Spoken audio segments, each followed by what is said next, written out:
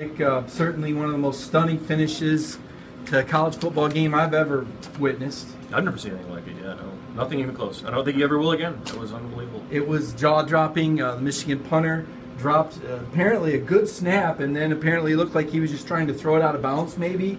And was the snap? I mean, it looked low. I don't. Either way, he mishandled the snap. Mishandled the snap, and rather than just fall on it. Right.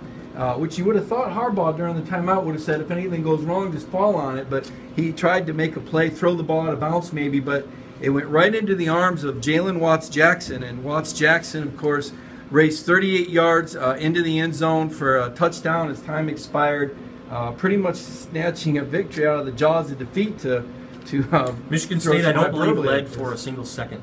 They only led when the clock was at 0, which I've never seen anything like that before. And yet Michigan State had twice as many first downs as Michigan State, 20 to 10, almost doubled them in yardage. I don't know, 328, 168 passing yardage, 386, 230. I mean, all the numbers.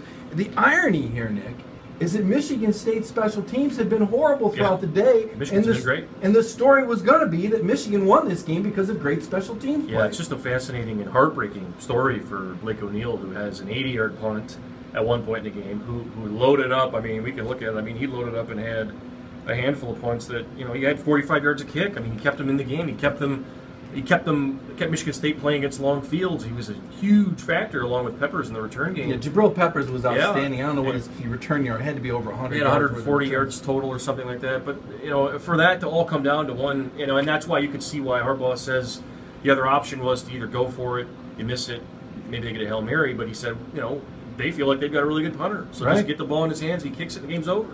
Michigan State had nobody back. So the right call, the right decision, the right everything, it's just one of those things. One of those things that happens that you probably never get over, quite frankly. It was just faulty execution, though. You know, one of those moments in time that will be frozen forever. Certainly a game that Michigan State fans will talk about for a long time. That's 7 out of 8 now for the Spartans, and as Mark D'Antonio said, most importantly, they're 7-0. This keeps a lot of their playoff hopes, their dreams alive. I mean, they obviously still have to play at the Ohio State on November 21st.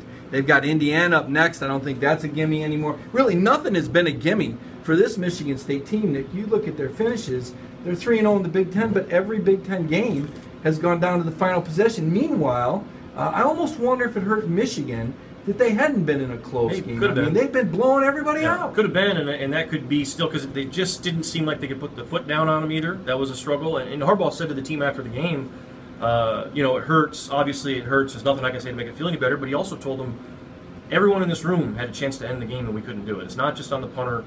They left stuff on the field. He wasn't thrilled with the officiating, but at the same time, they took some penalties. You know, they couldn't run the ball when they had to at the end. They couldn't finish the game off.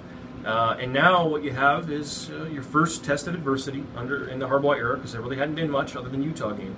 So some serious adversity. Michigan has a bye next week. I don't know if that helps or hurts or what. But after that, you get back on the road and go to Minnesota. So not a lot of time for sulking, but at the same time, Harbaugh's message was that this is going to put steel in their spines, he said. It's something they're going to use to develop an edge, get tougher as a team, and try to learn from it as best they can. But, you know, in the moment, you can't say, what do you say? What do you say to your team? You know, you had the game won.